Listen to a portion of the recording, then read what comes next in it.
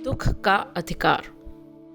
इस कहानी में लेखक यशपाल ने भगवाना की माँ की दर्द भरी कहानी के माध्यम से समाज में फैले अंधविश्वास, अमीरी गरीबी तथा ऊंच नीच के भेदभाव का पर्दाफाश किया है। एक अधेड़ उम्र की गरीब माँ ने अपने 23 वर्ष के युवा बेटे को सांप के काटने से हमेशा के लिए खो दिया है। ओझा को बुलाने, झाड़ फूंक करने का कोई लाभ नहीं हुआ। घर में बीमार बहू और भूख से तड़पते बच्चों की देखभाल के लिए रोती हुई मजबूर माँ बाजार में खरबूजे बेचने के लिए आई।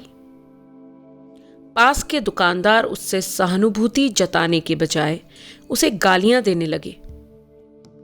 कोई भी उससे खरबूजे खरीदने को तैयार न था, क्योंकि अंधविश्वासी लोगों का यह मानना था कि बुढ़िया से खरबूजे खरीदने पर उसके बेटे की मृत्यु का सूतक दोष उन्हें भी लग जाएगा।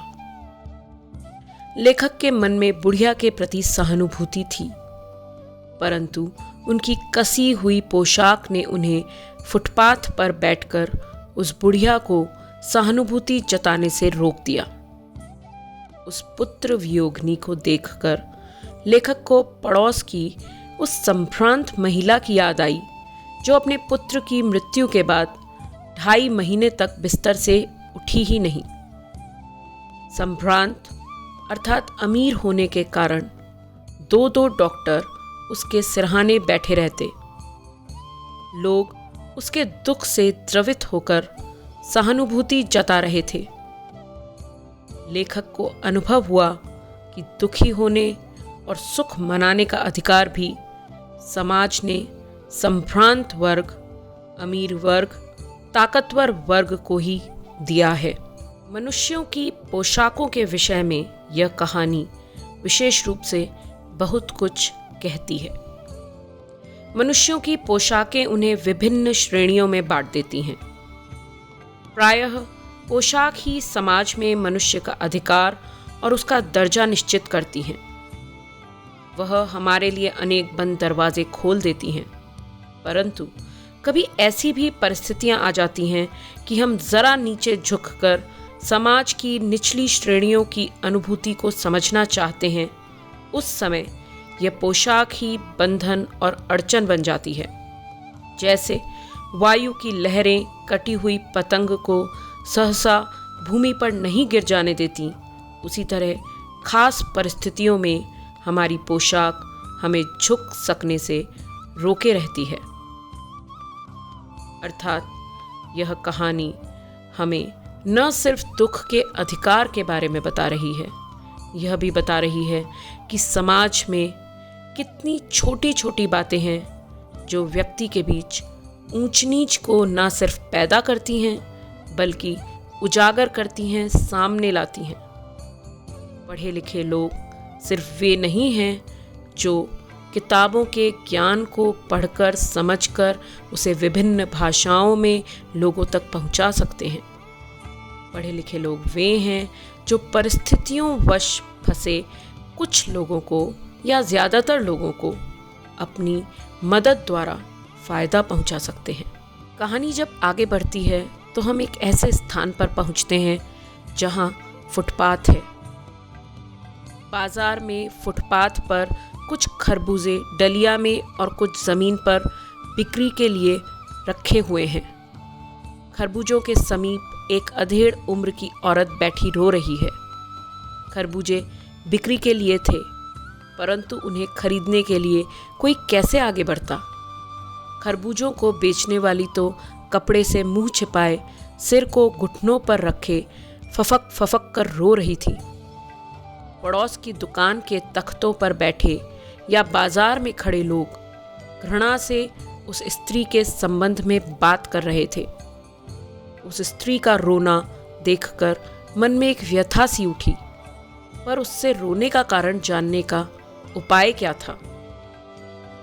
यहाँ रोने का कारण जानने का उपाय ना मिल सकना या सूझ न बनना भी हमें यह समझाता है कि न सिर्फ हमारी पोशाक बल्कि हमारा सामाजिक व्यवहार व हमारा सामाजिक स्तर हमें ज़रूरतमंद लोगों तक पहुंचने से रोक देता है।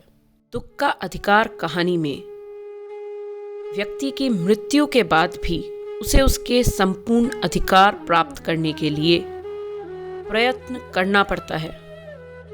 यह बात इस कहानी की मुख्य विषय वस्तु बनकर उभरती है।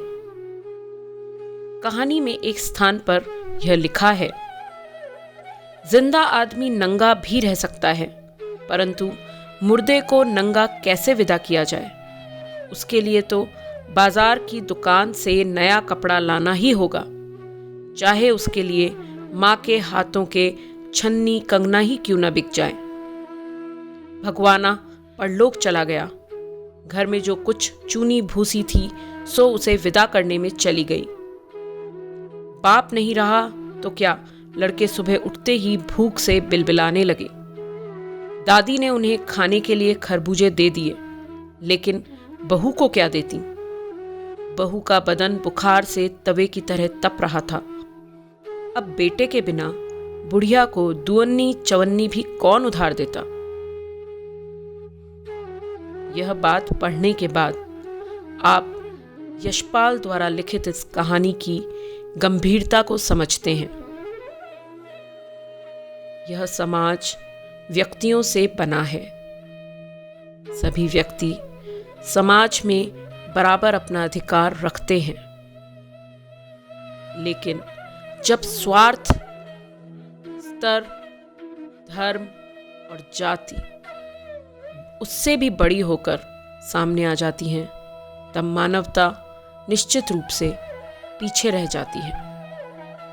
यह कहानी आपको अपनी पोशाक, अपनी जाति, अपना स्तर और अपना सामाजिक स्टेटस, आपका सामाजिक जो व्यवहार है उसको संतुलित करते हुए मदद करने के लिए आवाज़ देती है। कहानी में हमने देखा कि किस प्रकार लेखक की पोशाक उसके जीवन में उस समय बाधा बनकर खड़ी हो गई है जब वह वाकई किसी का दुख समझना चाहता है। ऐसी स्थिति में लेखक ने क्या किया? एक व्यक्ति ऐसी स्थिति में क्या कर सकता है जब उसकी जाति, धर्म, उसकी पोशाक और उसका सामाजिक दायरा उसे किसी के दुख तक पहुंचने से भी रोके। लेखक ने आस पड़ोस के लोगों से उस बुढ़िया के, उस औरत के दुख को जानने का प्रयास किया। पास पड़ोस की दुकानों से पूछने पर पता लगा उसका 23 बरस का जवान लड़का था। घर में उसकी बहू और पोता पोती हैं। लड़का शहर के पास 1.5 बीघा भर जमीन में कछियारी यानी खेती करके परिवार का निर्वाह करता था। खरबूजों की डलिया बाजार में पहुंचाकर कभी लड़का स्वयं भी सौदे के पास बैठ जाता, कभी मां बैठ जाती। लड़का परसों सुबह मुंह अंधेरे बेलों में से पके खरबूजे चुन रहा था, तभी गीली मेड़ की तरावट में विश्राम करते हुए एक सांप पर लड़के का पैर पड़ गया था। सांप ने लड़के को डस लिया और लड़के की मृत्यु हो गई। एक जवान लड़के की मृत्यु एक माँ और एक पत्नी के लिए सबसे बड़ा दुख है। लेखक अपना अनुभव बताते हुए लिखते हैं कि गरीब व्यक्ति को वाकई दुख मनाने का भी अधिकार नहीं है। समाज उसे दुख में दुखी होने का भी हक नहीं देता। दुख आने पर भी गरीब गरीब ही रहता है और अमीर अमीर ही रहता है। वे लिखते हैं, उस पुत्र वियोगिनी के दुख का अंदाजा लगाने के लिए पिछले साल अपने पड़ोस में पुत्र की मृत्यु से दुखी माता की बात सोचने लगा। वह संभ्रांत महिला पुत्र की मृत्यु के बाद 2.5 मास तक, 2.5 महीने तक पलंग से उठ तक न सकी थी। उन्हें 15-15 मिनट बाद पुत्र वियोग से मूर्छा आ जाती थी और मूर्छा न आने की अवस्था में आंखों से आंसू न रुकते थे। 2-2 डॉक्टर हरदम सिरहाने बैठे रहते थे। हरदम सिर पर बर्फ रखी रहती थी। शहर भर के लोगों के मन उस पुत्र शोक से द्रवित हो रहे उठे थे। जब मन को सूझ का रास्ता नहीं मिलता तो बेचैनी से कदम तेज हो जाते हैं। उसी हालत में नाक ऊपर उठाए राह चलतों से ठोकरे खाता मैं चलता जा रहा था। बात दुख आने की और दुख के बने रहने से अधिक दुख के अधिकार की है। यदि किसी के जीवन में दुख आएगा तो उसका यह हक है कि वह उस दुख को अपने तरीके से भोगे, अपने तरीके से वह आंसू बहाए, अपने तरीके से वह उस दुख से लड़े। यदि एक गरीब औरत अपना दुख मनाने के लिए अपने बच्चों को भूखा नहीं रखना चाहती तो उसे हक है कि वह रोते हुए भी अपने खरबूजे बेचे। यह वक्त समाज के समझने का है। समाज को इस बात को समझना होगा कि उस असहाय बुढ़िया का स्त्री शोक और पुत्र शोक बड़ा दुखदाई है।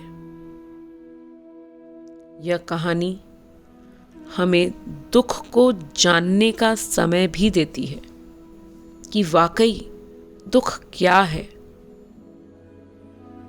क्या हमारे आसपास घट रही छोटी छोटी घटनाएं दुख हैं?